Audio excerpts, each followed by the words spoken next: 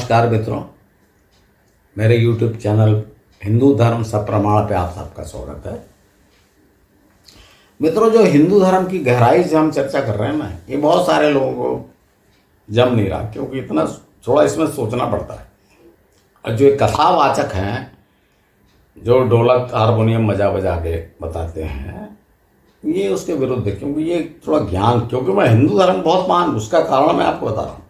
उसका कारण है कि मैं हिंदू धर्म को इतना उथला नहीं मानता जो दूसरे धर्म उसको टक्कर दे सके। बहुत गहरा है, और उसके लिए मैंने 10-12 साल न सिर्फ अध्ययन किया, बल्कि संबंधित स्थानों पे बार बार गया देखने के लिए क्या हो सकता है। और आज भी मैं जैसे 4 बार बद्रीनाथ जा चुका हूँ, मेरे मन में बड़ी उत्सुकता है कि फिर मैं जाऊँ, फिर ढूंढूं, क्योंकि ऐसा नहीं कि बद्रीनाथ जाना, मैं रास्ते में ढूंढता जाता हूँ कौन से स्थान। तो मित्रों, पिछले एपिसोड में मैं श्री कृष्ण जन्म पर चर्चा की थी कि श्री कृष्ण जन्म के समय वसुदेव और देवकी कारागार में नहीं थे। अब मैं आज आपको श्री कृष्ण जन्म के समय के 2 और उनके साथी, जो श्रीमद् भागवत में वर्णन है, बलराम और योग माया, उनके बारे में बताता हूं। देखिए, रोहिणी के पुत्र थे बलराम, और ये आप गोकुल में स्थान देखिए, जिसे बलराम का जन्म स्थल कहा जाता है। ये लगा हुआ है, जो नंद बाबा का जो घर है उससे लगा हुआ है पास में। और ये आपको आश्चर्य होना चाहिए, किसी को होता नहीं है कि भाई गोकुल में रोहिणी कहाँ से आ गई। तो ये मैंने आपको पिछले एपिसोड में बताया था कि सब प्लानिंग का हिस्सा था। वसुदेव जी ने रोहिणी को इसलिए वहाँ रख दिया था कि पहली बात, रोहिणी भी लगभग उस समय गर्भवती थी, तो अगर उसको कन्या होती तो उसको बदल देते श्री कृष्ण से, लेकिन 2 दिन पहले हो गया और पुत्र हो गया।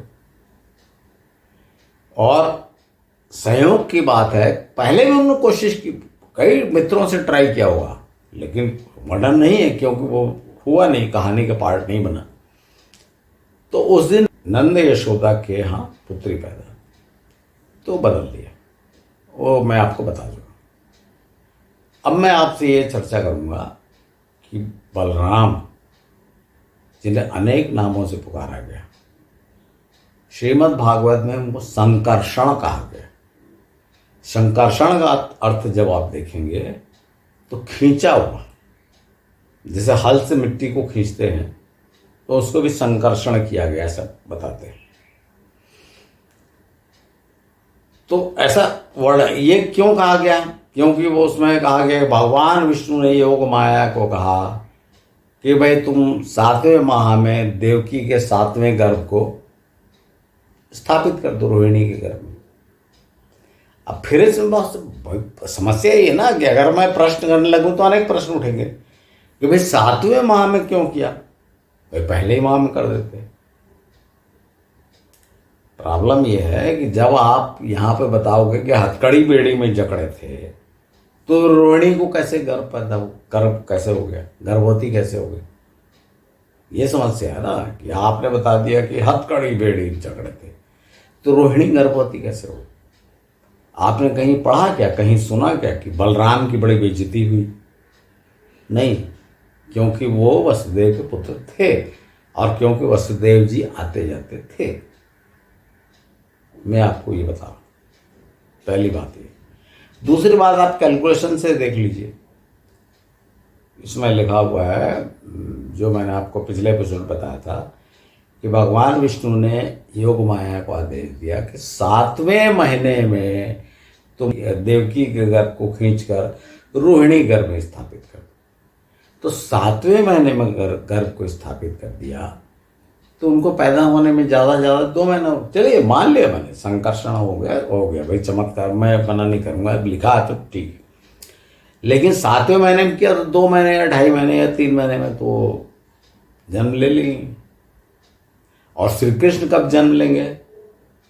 भाई जब गर्भपात हो गया या संकर्षण हो गया, उसके बाद फिर से देवकी गर्भवती हुई, तो उसमें लिखा हुआ है कि 8वें माह में श्री कृष्ण और योगमाया जन्म लिया, अर्थात 8 महीने बाद। अब इधर श्री कृष्ण जन्म लिया 8 महीने बाद और बलराम ने जन्म लिया दूसरे तीसरे महीने बाद, तो 5 महीने 6 महीने का अंतर होना चाहिए ना। अंतर कितना है? 2 दिन। मित्रों थोड़ा सा आप सोचिए, मैं आपको क्यों बता रहा हूँ, ये मैं पुराणों गलतियां नहीं निकाल रहा। देखिए मैं पुराणों का ऋणी हूँ और आपको भी होना चाहिए, क्योंकि हमको प्राचीन इतिहास कहाँ से पता लगा? पुराणों से। हमको ये बार हमेशा याद रखना चाहिए कि ये स्मृतियां हैं ये, और जब इनको लिखने का समय आया तो हजारों साल बीत चुके थे, और भगवान श्री कृष्ण ईश्वर का अवतार क्या बल्कि 16 कलाओं से युक्त साक्षात विष्णु हो चुके थे। तो उनको जब विष्णु मान के जब लिखा गया तो उनको साधारण मानव तो माना नहीं जाएगा, इसीलिए सब गड़बड़ियां। अब यहां मैंने आपको बता दिया कि 2 दिन पहले पैदा हुए, और इसलिए वसुदेव जी ने रोहिणी को रखा था कि जो भी दाइयां थी, अनुभवी दाइयां, उनके अनुसार ये रोहिणी, देवकी, यशोदा सबका जो प्रसव लगभग एक समय पर होने वाला था। और ऐसा नहीं कि इसी समय, भाई वसुदेव जी ने पहले भी कोशिश की होगी, तो नहीं जमा, ये संयोग नहीं जमा जो अब जमा 8वें पुत्र के समय। और यही है 8वें पुत्र का कि 8वां जन्म क्यों, उसका रहस्य ये है कि वसुदेव जी भी यदुवंशी क्षत्रिय थे, छद्रवंशी क्षत्रिय। जब उनके पहले पुत्र को कंस ने मार दिया, पत्नी को जाने नहीं दिया, तो उनको बहुत बेइज्जती लगी। तो उन्होंने बोला कि इससे तो बदला लेना है, जो कहीं उल्लेख नहीं है, लेकिन आप देखिए हुआ क्या। तब वसुदेव जी ने ये सब प्लानिंग की। तो बलराम जब पैदा हुए तो चूंकि बहुत शक्तिशाली बालक थे, जो गर्ग मुनि, फिर 2 दिन बाद ये श्री कृष्ण को वहां ले गए और ले आए कन्या को इधर। तब जो अपने वसुदेव जी हैं, इन्होंने गर्ग ऋषि जो थे, जो कुल पुरोहित थे यादवों के, उनको भेजा कि जाइए गोपनीय रूप से मेरे जो दोनों बालक हैं उनका नामकरण संस्कार करिए। तो गर्ग ऋषि जाते हैं और नंद क्या, और गुपचुप रूप से, किसी को पता नहीं लगे कि भाई इन्हें तो कृष्ण को नहीं बताना था ना, उनको तो यशोदा का पुत्र बताना था। तो गर्ग ऋषि जाकर बड़े वाले पुत्र का नाम राम और छोटे पुत्र का नाम कृष्ण रखते। तो जो बलराम कहते हैं, उनका नाम राम रखा गया। चूंकि वो बहुत शक्तिशाली थे तो उनको बलराम कहा गया, और बहुत ही शालीन थे, शांत स्वभाव के, तो इसलिए उनको बलभद्र भी कहा गया।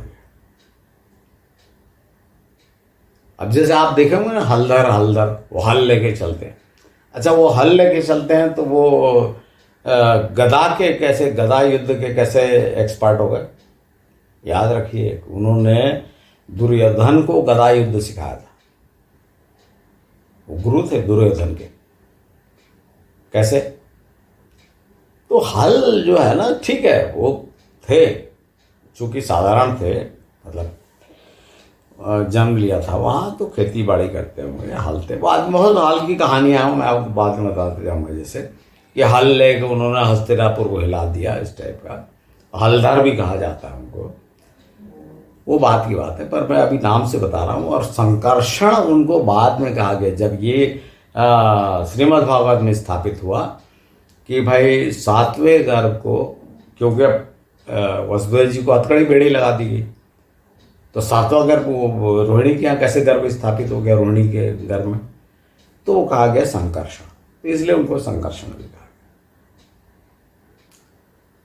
तो ये तो हो गई बलराम की कहानी, जो 2 दिन पहले श्री कृष्ण के हल षष्ठी कहा जाता ना, श्री कृष्ण जन्माष्टमी के 2 दिन पहले आप देखिए हल षष्ठी जो है बलराम का जन्मदिन है। उसके बाद आप लीजिए, आप वो कन्या का जो जन्म हुआ था, मैंने आपको भगवान विष्णु वाली कहानी सुनाई थी कि भगवान विष्णु ने योग माया को आदेश दिया कि तुम जाके यशोदा घर में स्थापित हो और मैं देवकी गर्भ जन्म लूंगा, जब अदला बदली होगी तो फिर हम लोग आ जाएंगे। ये भगवान विष्णु। तो उस कन्या ने, मैं आपको श्रीमद् भागवत में क्या लिखा हुआ बता देता हूँ। तो जब वसुदेव जी ने अपने पुत्र को यशोदा के बगल में रख दिया और कन्या को उठा लाए, और फिर समाचार दिया गया, जब उसने अपना मुंह खुला रोने लगी तो कंस तक समाचार पहुंचा, और कंस आया, उसने बोला कि अरे तो कन्या का जन्म हुआ। तो कन्या का जन्म हुआ सोच के वो हिचक क्या करे, मुझे तो इसका 8वां पुत्र मारने वाला था। और श्रीमद् भागवत में भी है कि जो देवकी ने, वसुदेव ने उससे प्रार्थना की कि भाई ये तो कन्या है, ये तो ऐसी मरी हुई। आपको स्मरण है ना, 8 लोग तो गिनते ही नहीं थे लड़कियों कुछ, तो इसको मार के तुम्हें क्या मिलेगा। कंस ने भी सोचा कि ये तो मेरी बड़ी बदनामी हो जाएगी। भाई 8वें पुत्र को मारना अलग बात है, कन्या को मारना अलग बात है। तो कंस ने क्या किया कि उस कन्या को छोड़ दिया। आपने पढ़ा होगा कि उसको पटका और ऊपर चली गई और अष्टभुजा देवी और बोली है वो। लेकिन आप देखिए, मैं आपको बता, ये श्लोक देखिए आप, श्लोक में लिखा हुआ है कि वो कन्या जो है उस बाद में भी वसुदेव के आदेश पर उसका पालन पोषण होने लगा और यादवों के कुल में बड़ी पूजित होने लगी, क्योंकि उसने श्री कृष्ण की जान बचाई थी ना। आज भी यादव लोग उस कन्या को बहुत मानते हैं, क्योंकि उनके कुल शिरोमणि श्री कृष्ण भगवान उनकी जान बचाई थी, तो उसकी बड़ी पूजा होती है। बाद में जो इसमें वर्णन है और जो मैं समझ पाया हूं कि कंस ने मारा तो नहीं, लेकिन उसको बहुत दूर भेज दिया। कहाँ भेज दिया, ये है खास बात।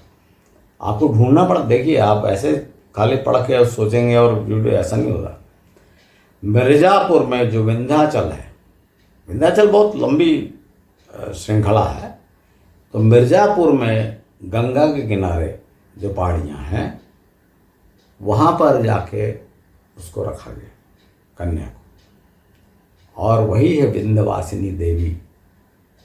भगवान विष्णु ने योग माया को ये भी आदेश दिया था एज पर श्रीमद् भागवत कि तुम यहाँ रहना, तुमको जब छोड़ देगा कंस, यहाँ पहुँचा देगा, तो तुम शुंभ निशुंभ का वध करना। अर्थात इस कन्या ने शुंभ निशुंभ का वध किया। आप देखिए, वहां जब जाएंगे ना आप विंध्याचल, विंध्यवासिनी देवी, तो वहां पर आपको ये कहानी सुनाई जाएगी। हालांकि मैं कन्फ्यूज हो गया क्योंकि वहां पर 3 देवियां हैं, एक तो विंध्यवासिनी है, एक अष्टभुजा देवी है, एक तो काली खोह में काली देवी है। तो जो अष्टभुजा, इसमें जो वर्णन है कि जो ऊपर जब पटका तो कन्या ऊपर उड़ गई और 8 भुजाओं वाली देवी प्रकट हुई, तो मुझको लगा कि अष्टभुजा देवी ये है श्री कृष्ण की बहन। लेकिन विंध्यवासिनी के बारे में जब पढ़ा तो उसमें लगा, और वहाँ के लोग मानते भी हैं कि भाई ये है श्री कृष्ण की बहन योग माया। खैर जो भी हो, देखिए ऐसा अपन एक चीज़ ढूंढ नहीं पाएंगे, हजारों साल पुरानी घटना है। यहाँ पे निष्कर्ष क्या निकल के आता है? निष्कर्ष ये निकल के आता है कि कन्या को कंस ने नहीं मारा और बहुत दूर भेज दिया। जो मेरा बताने का उद्देश्य सिर्फ इतना है। तो मित्रों, जो ये बलराम का जन्म, भाई संकर्षण नहीं, वो आते जाते थे, संघर्षण हो ही नहीं सकता, क्योंकि देखिए 2 दिन का फर्क है दोनों के जन्म में, श्री कृष्ण बलराम और श्री कृष्ण। और अगर ये संकर्षण के साथ चलेंगे तो 4-5 महीने का फर्क होना चाहिए। और क्लियर लिखा भी हुआ है कि 7वें महीने में गर्भ संकर्षण करो और फिर 8वें महीने में श्री कृष्ण जन्म हुआ, तो नहीं हो सकता। पुराण के अनुसार ये नहीं हो सकता। तो एक तो ये हो गया, और दूसरा उसने श्री कृष्ण के बदले में जिस कन्या को लाए थे वसुदेव जी, उसको कंस ने नहीं मारा। ये बात आप स्मरण रखिए मित्रों। अगले एपिसोड में मैं आपसे कृष्ण की बाल लीला होंगी कि जब गोकुल में ले जाकर छोड़ दिया, बहुत छोटी छोटी सैकड़ों घटनाएं हुई। श्री कृष्ण की हर घटना बहुत आश्चर्यजनक है ना। श्री कृष्ण की हर छोटी से छोटी बात को रिकॉर्ड किया गया है, छोटी से छोटी बात। लेकिन एक बहुत बड़ी बात, ये 3 जो पुस्तकें हैं, श्रीमद् भागवत, महाभारत और हरिवंश पुराण, इसमें कहीं उल्लेख नहीं। अब वो क्या कौन सी बात है, ये मैं आगे अभी तो बहुत से एपिसोड आने हैं। श्री कृष्ण चरित्र इतना महान नायक का चरित्र इतना छोटा नहीं है कि मैं आधे घंटे में बता दूं। आधे आधे घंटे करके पता नहीं कितने एपिसोड लगेंगे। तो आप देखते रहिए। अगर आपको श्री कृष्ण के बारे में सत्य जानने की जिज्ञासा हो, तथ्यपूर्ण, तो आप मेरा चैनल देखते रहिए। धन्यवाद।